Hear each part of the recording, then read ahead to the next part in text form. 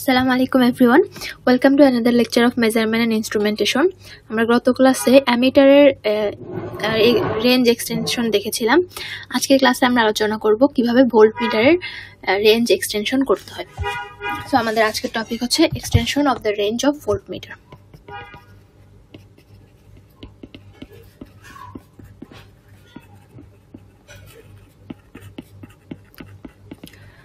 আচ্ছা, তো অ্যামিটারের ক্ষেত্রে আমরা যেরকম দেখেছিলাম যে যদি ইন্টারনাল রেজিস্ট্যান্স একটা ফিক্সড ভ্যালু থাকে তখন আমরা মোটামুটি 20 মিলি অ্যাম্পিয়ারের বেশি কারেন্ট এখান থেকে মাপা যায় না। তাহলে 20 মিলি অ্যাম্পিয়ারের বেশি কারেন্ট মাপার জন্য আমরা কি করি, আমরা হচ্ছে প্যারালালি একটা শান্ট রেজিস্ট্যান্স এটার সাথে অ্যাড করি এবং এই শান্ট রেজিস্ট্যান্সের ভ্যালুর উপর ডিপেন্ড করে বিভিন্নভাবে আমরা যে কোনো অ্যামিটারের রেঞ্জ চেঞ্জ করতে পারি, মানে মাল্টি রেঞ্জ অ্যামিটার বানাতে পারি। তাহলে ওইটা আমাদের ছিল মোটামুটি 50 অ্যাম্পিয়ার পর্যন্ত আমরা রেঞ্জ বানাতে পারি পিএমএমসি বা পার্মানেন্ট ম্যাগনেট মুভিং কয়েল যে টাইপের যে ইনস্ট্রুমেন্টগুলো আছে সেগুলোর জন্য। তো একই রকম ভোল্টমিটারের ক্ষেত্রেও আমরা এটা হচ্ছে 500 ভোল্ট পর্যন্ত বাড়াতে পারি। তো সাপোজ আমাদের যেই ইন্টারনাল যেই রেজিস্ট্যান্সটা থাকবে সেটা ধরলাম এভাবে আমি দিচ্ছি ইন্টারনাল রেজিস্ট্যান্স, ইন্টারনাল যে কয়েলটা সেই কয়েলটাকে আমি এভাবে এই সিম্বল দিয়ে আঁকছি। তাহলে ধরলাম এটার হচ্ছে 5 ওহম এটার ইন্টারনাল রেজিস্ট্যান্স। এটার ইন্টারনাল রেজিস্ট্যান্স যদি 5 ওহম হয়, সাপোজ এটার মধ্যে দিয়ে 20 মিলি অ্যাম্পিয়ারের বেশি কারেন্ট যেতে পারবে না।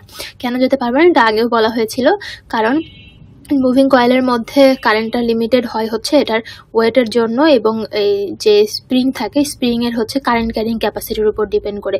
তো আমরা যদি মুভিং পার্টটার ওয়েটটা কম রাখতে চাই তাহলে আমাদের কন্ডাক্টর সাইজটাও অনেক কমাতে হয়, তখন এটার মধ্যে দিয়ে আমাদের খেয়াল রাখতে হবে যে কারেন্টটাও যেন কম হয়। তো এই ওয়েট কনস্ট্রেন্ট এবং কারেন্ট ক্যারিং ক্যাপাসিটি, স্প্রিংয়ের কারেন্ট ক্যারিং ক্যাপাসিটির লিমিটেশনের কারণে আমরা হচ্ছে এই কারেন্টের ভ্যালুটা লিমিটেড হয়ে যায়। তো ধরলাম এই কারেন্টের ভ্যালু যেহেতু লিমিটেড হয়ে গেছে, তার মানে এখানে ভোল্টেজ আমরা কত পাবো, এখানে আমরা জানি হচ্ছে V = IR। তাহলে এখানকার ভোল্টেজ আমরা পাবো হচ্ছে 100 মিলিভোল্ট। তাহলে এই যে ইনস্ট্রুমেন্টটা আমি আঁকছি, সাপোজ ধরে নিছি যে এটার ইন্টারনাল কয়েলের রেজিস্ট্যান্স 5 ওহম এবং এটার কারেন্ট লিমিটেশন 20 মিলি অ্যাম্পিয়ার।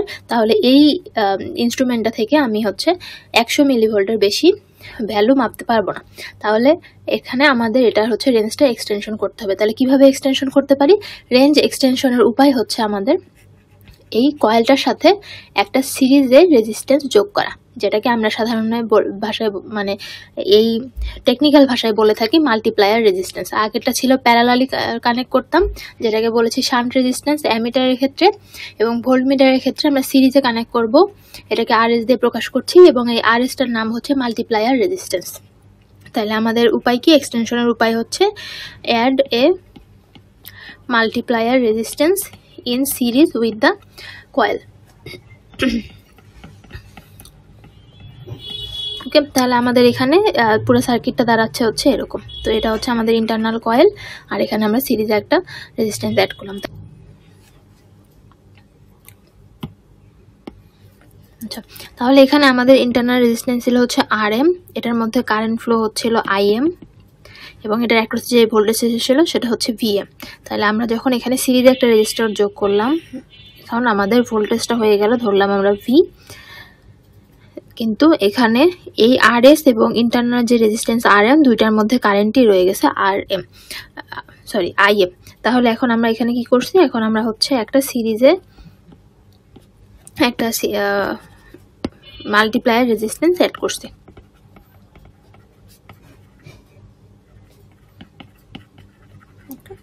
তাহলে এটা হচ্ছে আমাদের ভোল্টমিটারের রেঞ্জ এক্সটেনশনের উপায়।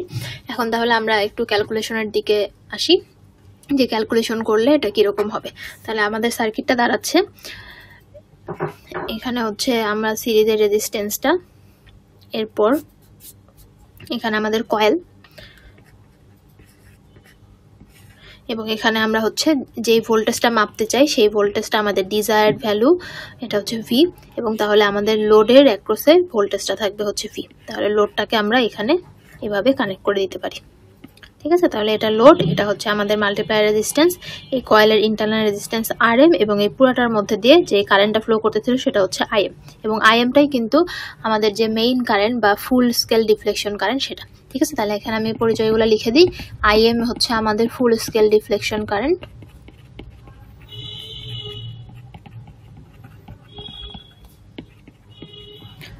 মানে যে তার লিমিট যেটা ছিল যত পর্যন্ত সে কারেন্ট মাপতে পারতেছিল। ভি হচ্ছে আমাদের ডিজায়ার্ড যে ভ্যালু, তাহলে এখানে ভোল্টেজ অ্যাক্রস লোড বলি,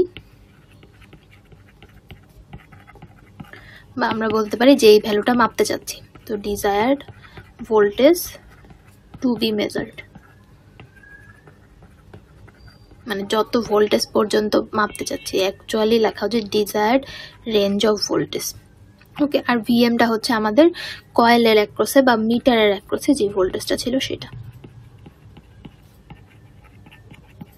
ওকে, তাহলে এখান থেকে আমরা পাচ্ছি ভিএম, যেটা ভিএম সমান হচ্ছে আইএম আর এম।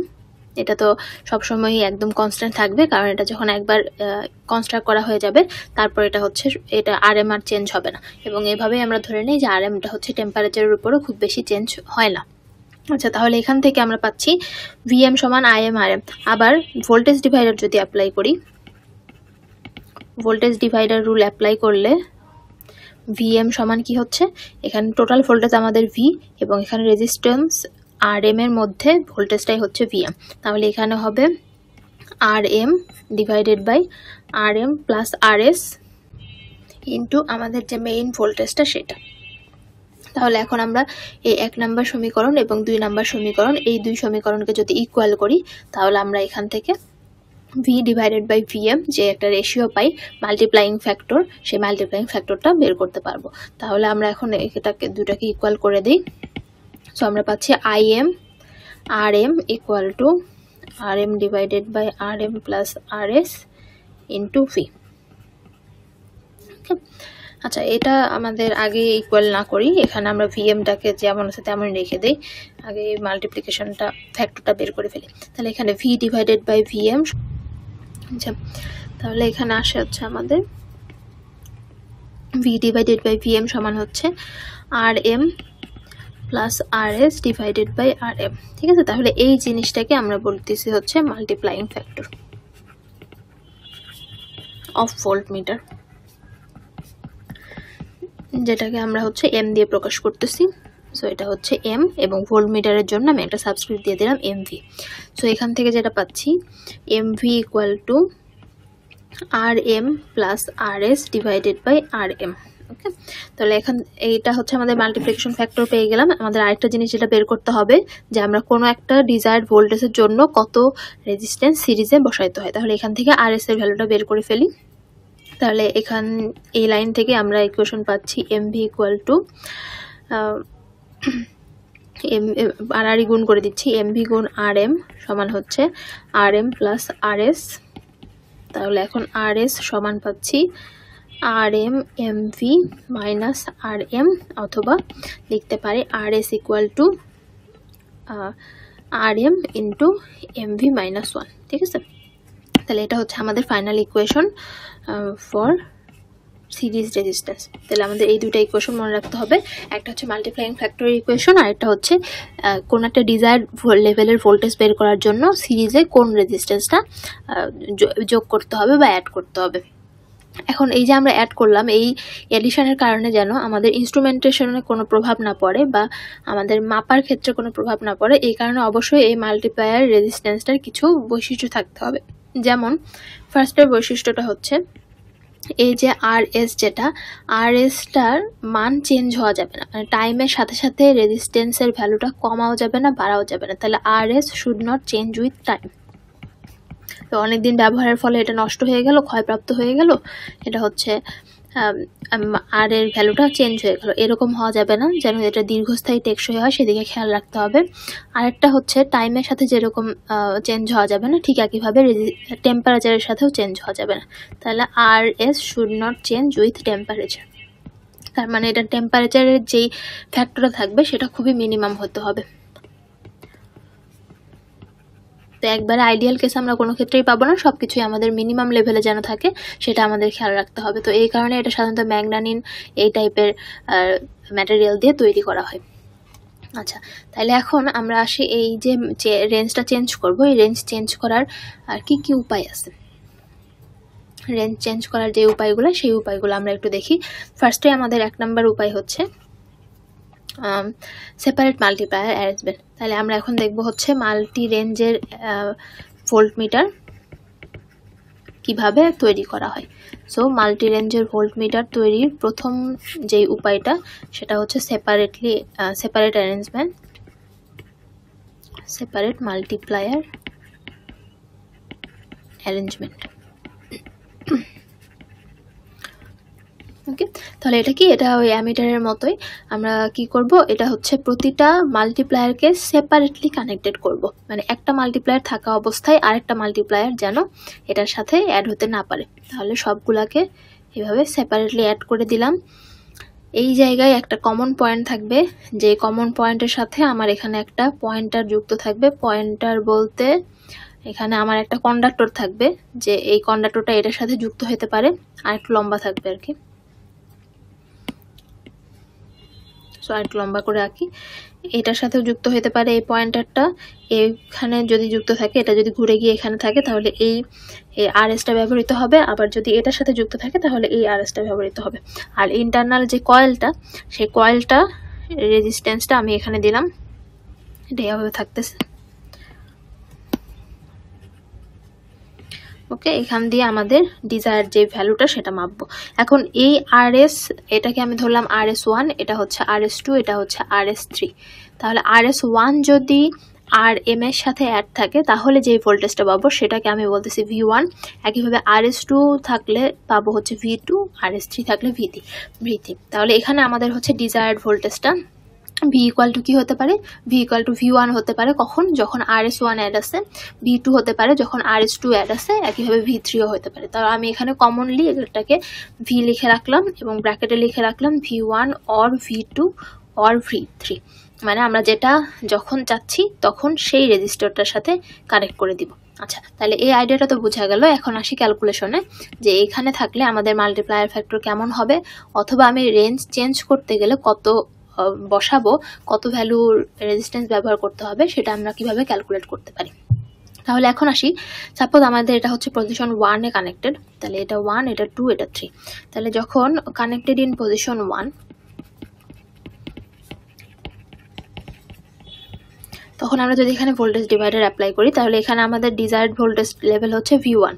তাহলে এখানে V1 সমান কি পাবো, এই পুরাটার মধ্যে দিয়ে যেই কারেন্টটা ফ্লো করবে সেই কারেন্টটা কিন্তু সবসময় IM-ই আছে, কারণ এই কয়েলের মধ্যে অলওয়েজ আমার IM ফ্লো করতেছে এবং সিরিজে কানেক্ট করতেছি, তার মানে পুরা মেইন সার্কিটের মেইন কারেন্ট যেটা সেটা সবসময় IM থাকবে। তাহলে V1 সমান কি হচ্ছে, V1 সমান হবে IM RS1 plus IM RM, ঠিক আছে। এবং অলরেডি আমরা জানি IM RM এই জিনিসটাকে আমরা হচ্ছে VM দিয়ে লিখি। তাহলে V1 ইকুয়াল টু থাকতেছে IM RS1 প্লাস হচ্ছে VM। এখন এই কোথাও আমি হচ্ছে IM রাখবো না, আমি সবকিছুকে ভোল্টেজ এবং রেজিস্ট্যান্সের সাহায্যে বের করব। তাহলে এই IM-টাকেও আমরা এখন প্রতিস্থাপন করে দিই। IM-টাকে কিভাবে প্রতিস্থাপন করতে পারি, IM-টাকে লিখতে পারি VM ডিভাইডেড বাই RM। একই জিনিস, এই যে মূল যে ইকুয়েশনটা ছিল VM equal two IM RM, এটাকেই বারবার সাইড চেঞ্জ করে আমার যখন যেটা প্রয়োজন সেভাবে ব্যবহার করতেছি। তাহলে এখানে থাকতেছে হচ্ছে VM। তাহলে এখন দুই পাশ থেকে VM কমন নিয়ে নেই, VM কমন নিলে এখানে থাকে হচ্ছে RS1 divided by RM plus 1। এখন এই যে V1টা কিন্তু আমাদের ডিজায়ার্ড ভোল্টেজ, তাহলে এই জিনিসটা হচ্ছে আমাদের ডিজায়ার্ড, আর ভিএমটা কিন্তু ইন্টারনাল যে ভোল্টেজটা থাকার কথা ছিল সব সময় বিদ্যমান তখনকার ভোল্টেজ। তাহলে আমরা অলরেডি দেখে আসছি এই যে ডিজায়ার্ড ভ্যালু, যেটা desired value divided by internal voltage drop, সেই দুইটার যে অনুপাত সেটাকে আমরা বলতেছি মাল্টিপ্লাইং ফ্যাক্টর। তাহলে এখানেও আমরা এই মাল্টিপ্লাইং ফ্যাক্টরের সাহায্যে প্রকাশ করার চেষ্টা করি। তাহলে V1 ডিভাইডেড বাই VM, এটা সমান আমরা পাই হচ্ছে RS1 divided by RM plus 1। এটা হচ্ছে আমাদের multiplying factor V1 divided by VM। তাহলে এখন এখান থেকে লিখতে পারি, সুতরাং এটা যেহেতু 1 নাম্বার পজিশনের জন্য লিখতেছি, সো আমি M1 লিখলাম। M1 ইকুয়াল টু হচ্ছে RS1 divided by RM plus 1, ঠিক আছে। তাহলে মাল্টিপ্লাইং ফ্যাক্টর এটা পেয়ে গেলাম, যেহেতু M1 equal to V1 divided by VM। এখন আমাদের এখান থেকে কি বের করতে হবে, RS1 বের করতে হবে, কারণ এটাই আমাদের কত ভ্যালু অ্যাড করতে হবে সেটাই আমাদের কনসার্ন। তাহলে RS1 যদি বের করতে চাই, এই 1টাকে প্রথমে এই পাশে নিয়ে আসলাম, তারপর RM দিয়ে গুণ করে দিলাম। তাহলে এখানে থাকতেছে M1 মাইনাস 1 ইন্টু RM। তাহলে দেখতে পাচ্ছি যে আমাদের এই সিরিজের রেজিস্ট্যান্স বের করার ভ্যালু একই, আমাদের ইন্টারনাল যে রেজিস্ট্যান্স সেই ভ্যালুটা, তারপর ওইটার করেসপন্ডিং যে মাল্টিপ্লাইং ফ্যাক্টর সেটা -1 এখানেও পেলাম। তাহলে হচ্ছে ইন্টারনাল যে রেজিস্ট্যান্স সেটা RM, সাথে তার সাথে গুণ থাকবে কি ওই RS1 এর করেসপন্ডিং যে মাল্টিপ্লাইং ফ্যাক্টর সেইটা -1। ঠিক আছে, একইভাবে আমরা যখন এই কাটাটা পজিশন 2-তে যাব তখন তো আর এটাও ওপেন থাকবে, এটাও ওপেন থাকবে, এটা কোনো কাজ করবে না। তখন একইভাবে আমরা এই ভোল্টেজ ডিভাইডার দিয়ে বা KVL যেটাই অ্যাপ্লাই করি না কেন, সব কিছু অ্যাপ্লাই করার পর আমরা এখান থেকে সিমিলার ইকুয়েশন পাবো RS2 এর জন্য। তাহলে এটা হবে RS2 ইকুয়াল টু কি হবে, M2 - 1 ইন্টু RM। ঠিক আছে, যেখানে কিনা M2 সমান হবে V2 ডিভাইডেড বাই VM। এটা মনে রাখলেই যথেষ্ট যে আমাদের মাল্টিপ্লাইং ফ্যাক্টরটা সবসময় কোনটা হবে, desired voltage divided by internal voltage drop. Okay, তারপর RS3 যদি করি তাহলে এখানে থাকবে M3 - 1 RM। সো ইন্ডিভিজুয়ালি বা সেপারেটলি মাল্টিপ্লায়ার অ্যারেঞ্জ করলে আমাদের কোনো চেঞ্জই আসতেছে না ক্যালকুলেশনে, আমরা নর্মাল যেভাবে ক্যালকুলেশন করতে চাই সেভাবেই এখানে ক্যালকুলেশন করা পসিবল। ওকে, তাহলে এটা গেল সেপারেটলি মাল্টিপ্লায়ার অ্যারেঞ্জমেন্ট। এরপর যেটা করব সেটা হচ্ছে পটেনশিয়াল ডিভাইডার অ্যারেঞ্জমেন্ট। তো এটাই বেশি বাস্তবসম্মত আর কি, কারণ আমাদের বেশি সংখ্যক রেজিস্ট্যান্স ব্যবহার করতে হয় না। এটা আমরা অ্যামিটারে বিস্তারিত আলোচনা দেখে আসছি। এখানে আরেকটু বলে দিই যে আমি যদি বারবার রেঞ্জ চেঞ্জ করতে চাই, এখান থেকে এখানে যেতে এবং এখান থেকে এখানে যেতে যে সময়টা লাগে সেই সময়টা হচ্ছে আমাদের লস হয়। তো এখানে আমাদের মেক বিফোর ব্রেক এই সুইচটা ব্যবহার করতে হয়। সাথে আমি যদি রেঞ্জ বারবার চেঞ্জ করতে চাই তাহলে আমাকে প্রতিটার জন্য আলাদা আলাদা রেজিস্ট্যান্স ব্যবহার করতে হয়। তো এটা হচ্ছে অসুবিধা, সেই অসুবিধাগুলো দূর করা যায় কি দিয়ে, সেই অসুবিধাটা দূর করা যায় হচ্ছে পটেনশিয়াল ডিভাইডার অ্যারেঞ্জমেন্ট দিয়ে। তো এখানে আমাদের প্রতিটার জন্য আলাদা ইউজ করতে হয় না, আমরা একটা বড় রেজিস্ট্যান্সকে পটেনশিওমিটারের মতো করে আলাদা আলাদা ভাগ ভাগ করে এখানে ব্যবহার করতে পারি। তাহলে এখানে আমাদের কি থাকবে, এখানে ইন্টারনাল কয়েল তো আছেই তার নিজের মতো, তার সাথে কি একটা করব, বড় একটা রেজিস্টর এভাবে যুক্ত করে দিব। ঠিক আছে, বড় একটা রেজিস্টর যুক্ত করে দিব এবং এটাকে বিভিন্ন সেগমেন্টে ভাগ করব। ধরলাম হচ্ছে এই জায়গায় আছে, এই জায়গায় যখন থাকবে তখন হচ্ছে এতটুকুর মান হচ্ছে আমার R1। তারপর ধরলাম এই জায়গায় আছে, তাহলে এতটুকুর মান হচ্ছে R2। তারপর এই জায়গায় আছে এতটুকুর মান R3। তো আমি জাস্ট এখানে প্রমাণের সুবিধার্থে বা বোঝানোর সুবিধার্থে 3 ভাগে ভাগ করলাম, এটা আরও চাইলে আরও বেশি ভাগে ভাগ করা সম্ভব। আচ্ছা, তাহলে এখন আমাদের সুইচটা কোথায় থাকবে, এই জায়গায় একটা সুইচ থাকবে। এই সুইচটা ধরলাম এখানে এভাবে রাখা আছে, এখানে একটা পয়েন্ট বের করা, মানে এখান থেকে এতটুকু একটা, এখানে আরেকটা পয়েন্ট বের করা এবং এখানে হচ্ছে আরেকটা পয়েন্ট বের করা। তো আমাদের এই সুইচটা যখন যেখানে থাকবে তখন সেই অনুযায়ী সে কাজ করবে। তো এই পয়েন্টগুলো আমি এই পয়েন্টের সাথে কানেক্ট করার জন্য এভাবে আঁকলাম। আচ্ছা, তাহলে আমাদের ডিজায়ার ভোল্টেজটা কত, ডিজায়ার ভোল্টেজটা হচ্ছে এখান থেকে আমরা পাবো।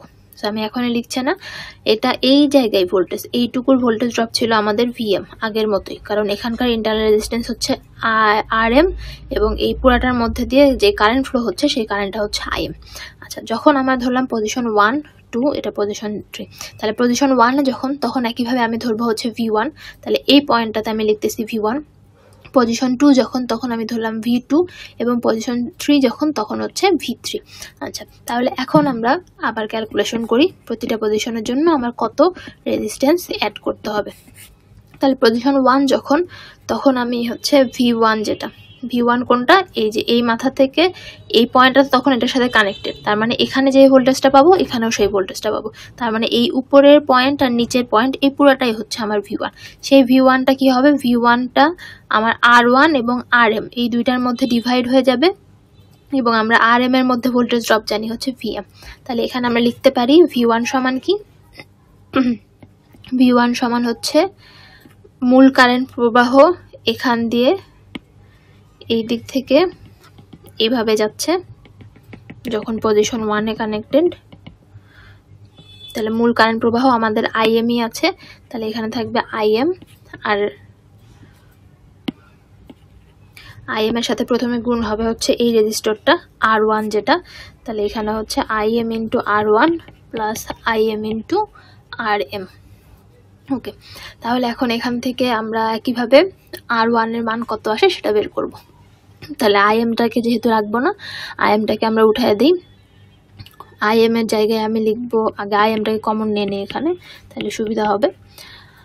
R1 প্লাস RM, আইএমকে লিখবো হচ্ছে VM divided by RM, R1 plus RM, এখানে অর দিয়ে দিলাম। তাহলে V1 divided by VM equal to R1 plus RM divided by RM। সে আগের মতোই পাচ্ছি, V1 divided by VM equal to পাবো হচ্ছে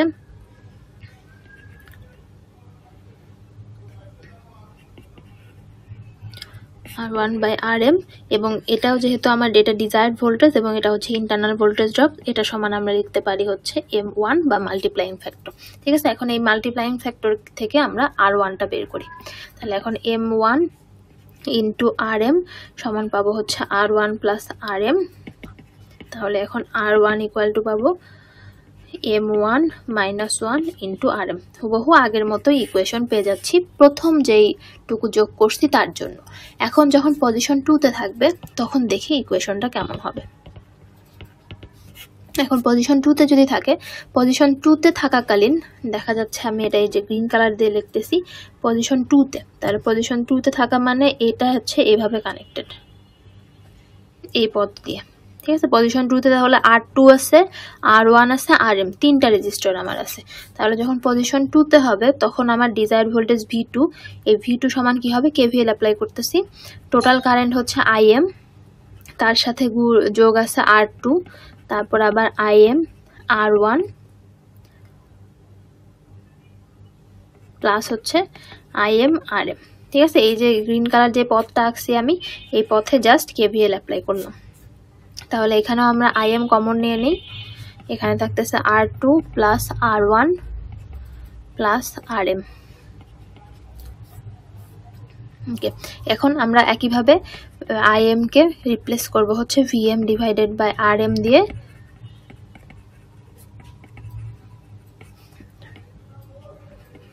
তারপর এই VMটাকে যদি এপাশে নিয়ে আসি, এটা থাকলো, এখানে আমাদের থাকতেছে R2 plus R1 plus RM divided by RM। তাহলে একইভাবে V2 বাই VM এটা হচ্ছে আমার মাল্টিপ্লাইং ফ্যাক্টর, কার জন্য, পজিশন 2 এর জন্য, এই কারণে আমি এটাকে M2 দিয়ে প্রকাশ করলাম। আচ্ছা, এখন এই M2 থেকে আমরা R2টা বের করি। তাহলে এখন দেখা যাচ্ছে M2 ইকুয়াল টু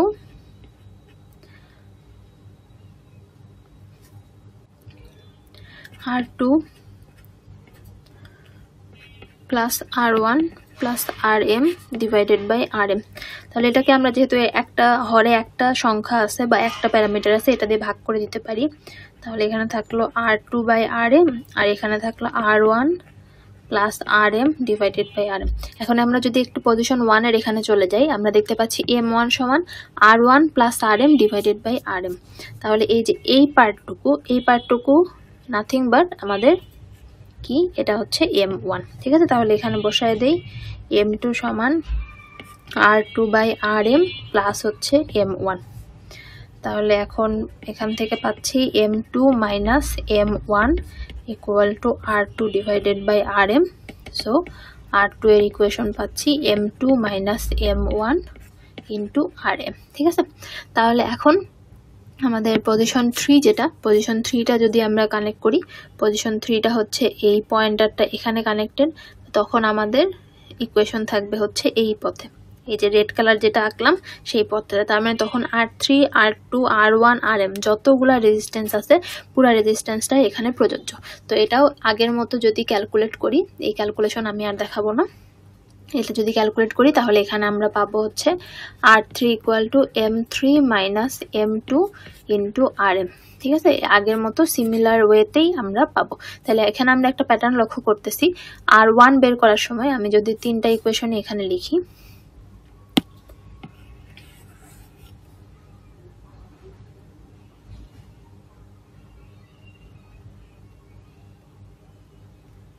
আচ্ছা এটা এখানে রেখে দিলাম, এবং আমাদের M1 যেটা ছিল, সরি R1 যেটা ছিল, R1 ছিল M মাইনাস 1 ইন্টু RM।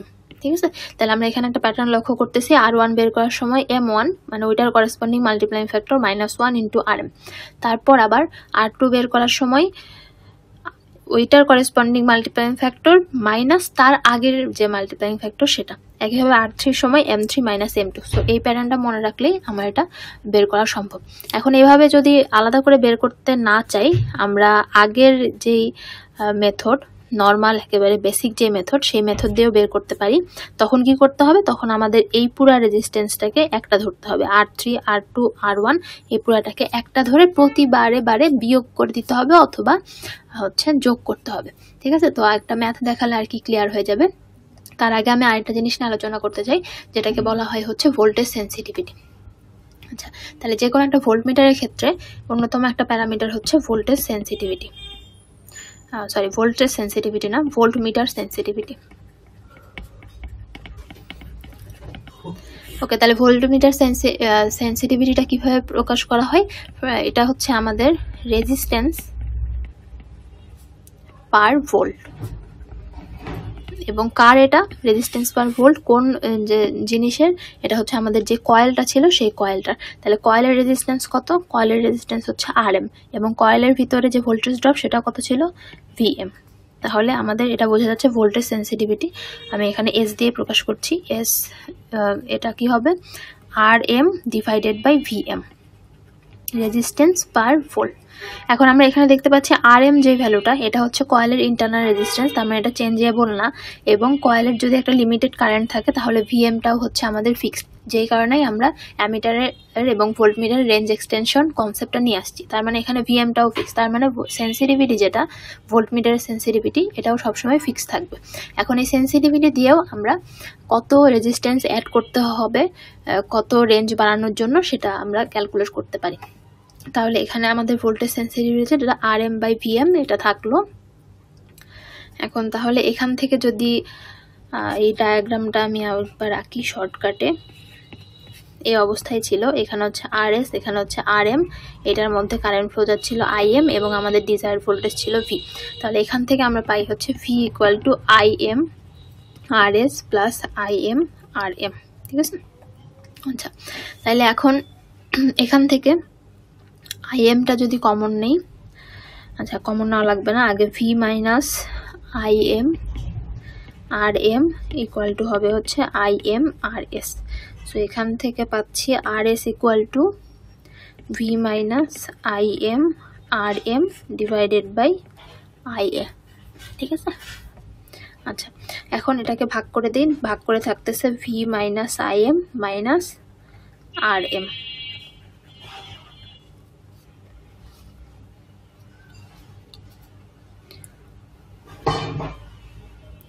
এখন আমরা যদি দেখি এই যে ভোল্টেজ সেন্সিটিভিটি যেটা বের করলাম সেটা অ্যাকচুয়ালি কি?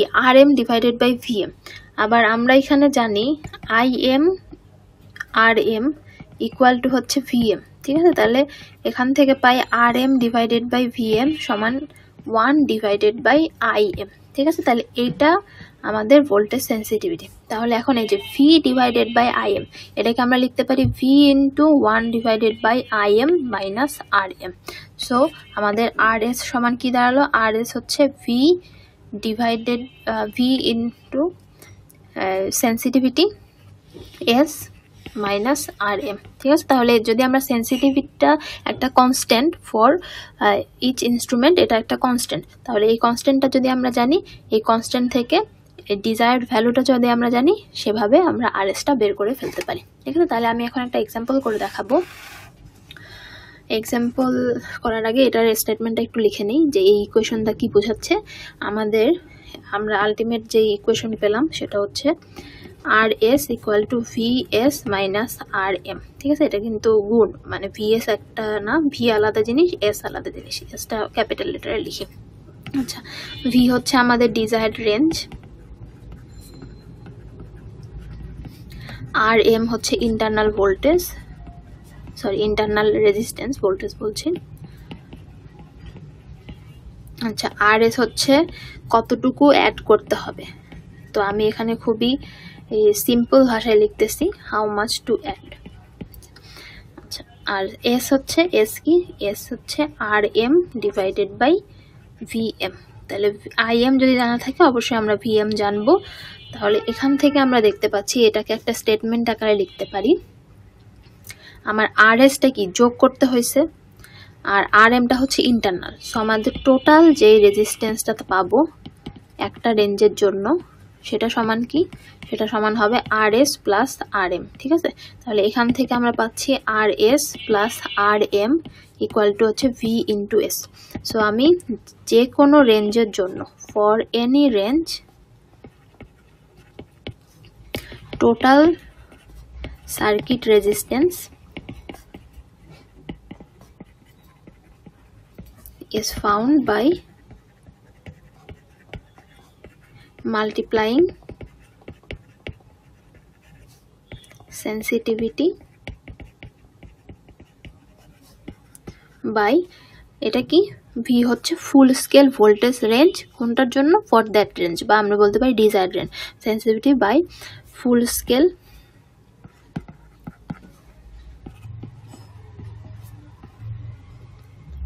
Desired voltage range.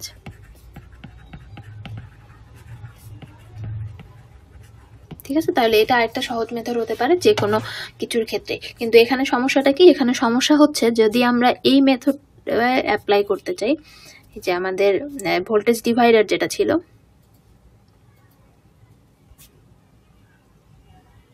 এই ভোল্টেজ ডিভাইডার মেথডটা যদি অ্যাপ্লাই করতে চাই তখন আমাদেরকে বারে বারে এটা হচ্ছে বিয়োগ করে করে বের করতে হবে। কিন্তু এই পটেনশিয়াল ডিভাইডার অ্যারেঞ্জমেন্টের সাহায্যে যে সূত্রটা পাইছি সেটা হলো আমাদের বারবার বিয়োগ করার এই ঝামেলাটা কমে যায়। বাট এখান থেকে আমরা হচ্ছে খুব সহজে এই জিনিসটা বের করতে পারি। ঠিক আছে, তাইলে এখন আমি একটা ম্যাথ দিয়ে দেখাচ্ছি। এটা আমি ধরলাম এখানে একটা এরকম চিত্র দেওয়া আছে, এটা হচ্ছে আমাদের কয়েল। ওকে, এখানে হচ্ছে রেঞ্জ সিলেক্ট করার জন্য আমাদের পয়েন্টার দেওয়া আছে, এই অবস্থায় দেওয়া আছে। ঠিক আছে, তাহলে এটা হচ্ছে আমাদের 100 ভোল্ট, এটা হচ্ছে 10 ভোল্ট এবং এটা হচ্ছে 1 ভোল্ট। তার মানে এইটা বোঝাচ্ছে যে এই পয়েন্টারটা যদি এই জায়গায় কানেক্ট হয় তাহলে সেটা রেঞ্জ হবে 100 ভোল্ট, এটা যদি এখানে কানেক্ট হয় রেঞ্জ হবে 10 ভোল্ট, এখানে কানেক্ট হলে হবে হচ্ছে 1 ভোল্ট। ঠিক আছে, এবং এখান থেকে আমরা হচ্ছে মাপ, এখানে আমাদের লোড কানেকশনটা, এবং এটার ভ্যালু দেওয়া আছে হচ্ছে 1 কিলো ওহম। এখান থেকে আমাদের ভোল্টেজটা মাপতে হবে। সো এটা হচ্ছে এভাবে দেওয়া আছে। তাহলে এটা একটা ইনস্ট্রুমেন্টের অ্যারেঞ্জমেন্ট দেওয়া আছে। এখানে আরো কি বলা আছে, এখানে বলা আছে যে আমাদের 1 কিলো ওহম মিটার যখন, মানে 1 কিলো ওহম যখন মিটারের রেজিস্ট্যান্স, তখন আমাদের ফুল স্কেল ডিফ্লেকশন কারেন্ট যেটা সেটা দেওয়া আছে। ওকে, তাহলে আমাদের এখানে গিভেন ভ্যালু না লিখে আমি কোশ্চেন আকারে লিখি।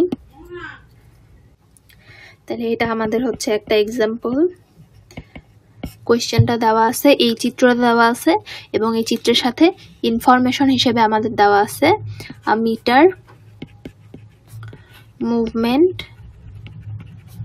Of 1 kilo ohm internal resistance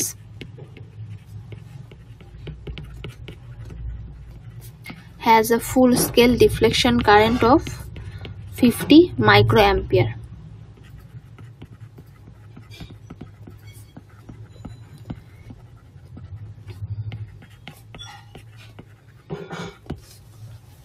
ওকে, এখন এটা আমাদের দেওয়া আছে। এখন বলছে যে এ এবং বি অবস্থানে থাকার জন্য এই রেজিস্ট্যান্সগুলোর মান বের করতে। তাহলে আমি এখানে R1 দিলাম, R2 দিলাম, R3 দিলাম। এখানে কোয়েশ্চেন আমার ফাইন্ড R1, R2, R3। ঠিক আছে, তাহলে আমরা এটা দেখতে পাচ্ছি এটা হচ্ছে পটেনশিয়াল ডিভাইডার অ্যারেঞ্জমেন্টে করা। তাহলে প্রথমে আমি ওইভাবে ওই ফর্মুলা দিয়ে ম্যাথটা করব, এরপর সেন্সিটিভিটি দিয়েও দেখাবো। যার কাছে যেটা সহজ লাগে সেভাবে করলেও কোনো অসুবিধা নেই। আচ্ছা, তাহলে এখানে আমাদের আছে হচ্ছে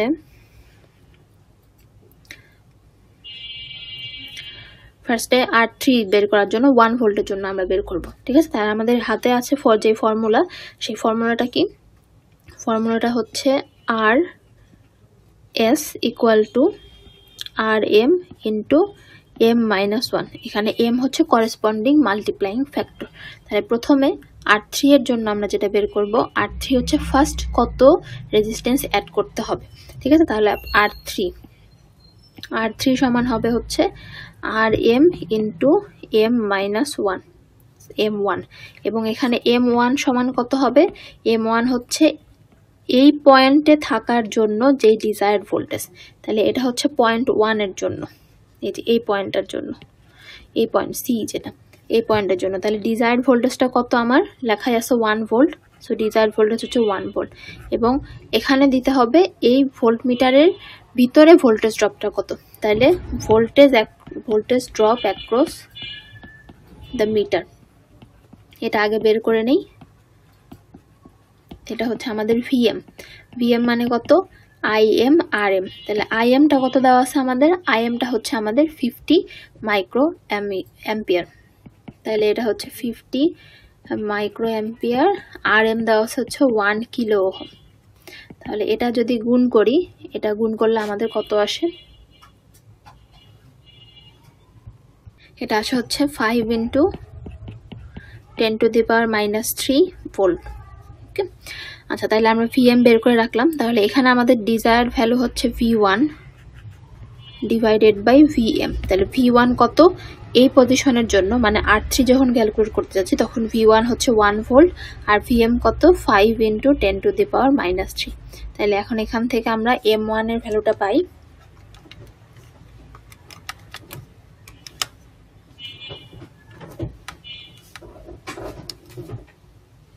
আচ্ছা এখানে একটু ভুল হয়েছে, এটা হচ্ছে 5 × 10⁻² হবে।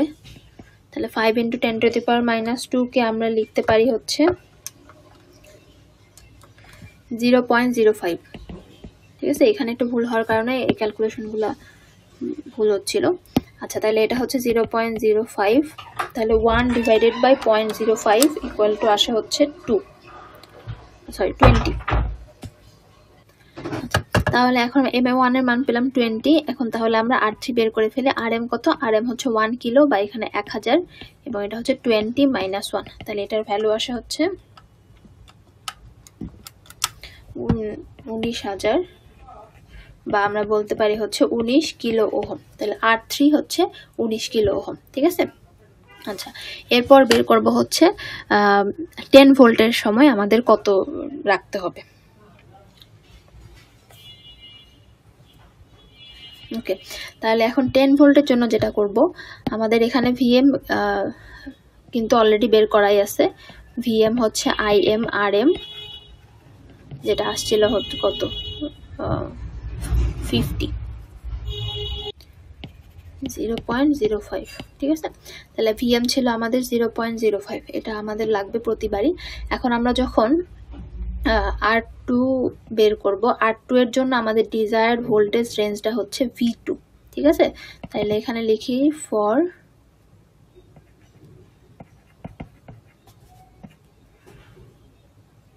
the range 10 volt V2 equal to 10 volt. Okay, তাহলে এখন আমাদের M2 কত হবে, M2 হবে হচ্ছে V2 ডিভাইডেড বাই VM, বা 10 ডিভাইডেড বাই 0.05, এটা আসে হচ্ছে 200। তাহলে 200 আসলো। সো এখন আমরা R2 কত পাবো, এটা যেহেতু পটেনশিয়াল ডিভাইডার মেথড, তাহলে এখানে R2 সমান কি হবে, R2 সমান হবে হচ্ছে RM ইন্টু R2 এর করেসপন্ডিং যেই মাল্টিপ্লাইং ফ্যাক্টর সেটা M2 মাইনাস ঠিক তার আগের যে মাল্টিপ্লাইং ফ্যাক্টর সেটা M1। তাহলে এখন RM এর মান বসাই। RM এর মান হচ্ছে আমাদের 1000 বা 1 কিলো, M2 পেলাম হচ্ছে 200, আর এটা ছিল আমাদের 20, M1 ছিল 20। ঠিক আছে, তাহলে এখন এখান থেকে আমরা পাচ্ছি এটা হচ্ছে 180। হ্যাঁ ঠিক আছে এটাই। তাহলে এখন এখানে পাচ্ছি 180 কিলো ওহম। ঠিক আছে, এভাবে বের করতে পারি। একইভাবে R3 যেটা বের করব, R3 সময় কি হবে, RM M3 মাইনাস M1। তাহলে এখন M3 কত আমাদের, M3 হবে হচ্ছে এটার ডিজায়ার্ড যে ভ্যালু সেটা, যেটা ছিল 100 ভোল্ট, আর এখানে আমাদের VM হচ্ছে 0.05, তাহলে এটা আসে 2000। ওকে, তাহলে এখন এখানে মানগুলো বসাই ফেলে আগের মতো 1000, এখানে হচ্ছে 2000, সরি এটা M2 হবে, মাইনাস M2 হচ্ছে 200। ঠিক আছে, তাহলে 2000 মাইনাস 200 ইন্টু 1000, তাহলে এটা আসা হচ্ছে 1.8 ইন্টু 10⁻6 ওহম, বা আমরা কিলোতে যদি নিতে চাই তাহলে 1.8 ইন্টু 10⁻³ ওহম। ঠিক আছে, তাহলে এভাবে আমরা রেঞ্জটা বাড়াইতে পারি। তাহলে আমাদের যে মেইন কোয়েশ্চেনটা ছিল সেই কোয়েশ্চেনে যদি চলে যাই, তাহলে এখানে আমাদের R3 আসতেছে হচ্ছে 19K, তারপর R2 আসতেছে হচ্ছে 180K, এবং এটা হচ্ছে 1.8 ইন্টু 10⁶ ওহম। ঠিক আছে, তাহলে এভাবে আমরা বের করতে পারি। এখন কথা হচ্ছে যদি আমরা সেন্সিটিভিটি দিয়ে বের করতে চাইতাম তাহলে কেমন হতো। তাহলে আমি এই জিনিসটাকে জাস্ট কপি করে নিয়ে যাচ্ছি।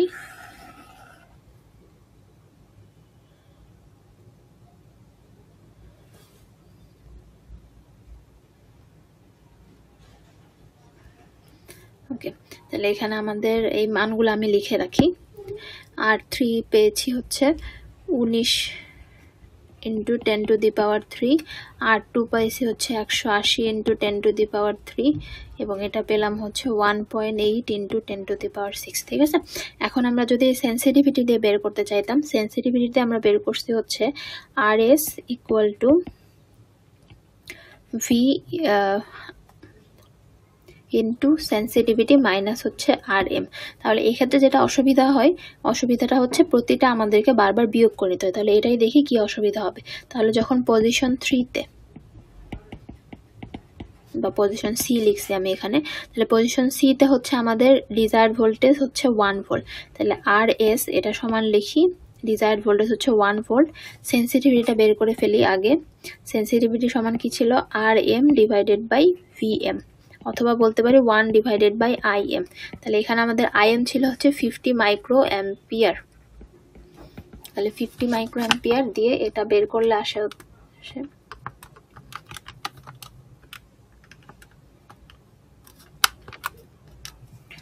এটা আসে হচ্ছে সেন্সিটিভিটি 20,000। ঠিক আছে, তাহলে 1 ইন্টু 20,000 মাইনাস RM এর ভ্যালু ছিল হচ্ছে 1000। তাহলে এখানে থাকে হচ্ছে 20,000 মাইনাস 1000 19,000। তাহলে এখানের ক্ষেত্রে সমস্যা হচ্ছে না, এটার ক্ষেত্রে কিন্তু আমাদের শুধু R3 একটাই, সো এটাই আমাদের R3। ঠিক আছে, এখন যখন পজিশন B-তে তখন দেখি কি হয়। তাহলে পজিশন B-তে আমাদের RS, এখন পজিশন B এর জন্য V এর যে মানটা, পজিশন B এর জন্য আমাদের V এর মান হচ্ছে 10 ভোল্ট।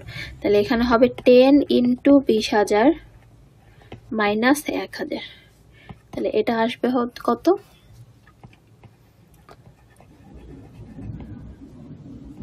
আগেরটা ছিল 19,000, এটাই। ঠিক আছে, তাহলে হচ্ছে 1,90,000। ঠিক আছে, তাহলে এটা আসলো।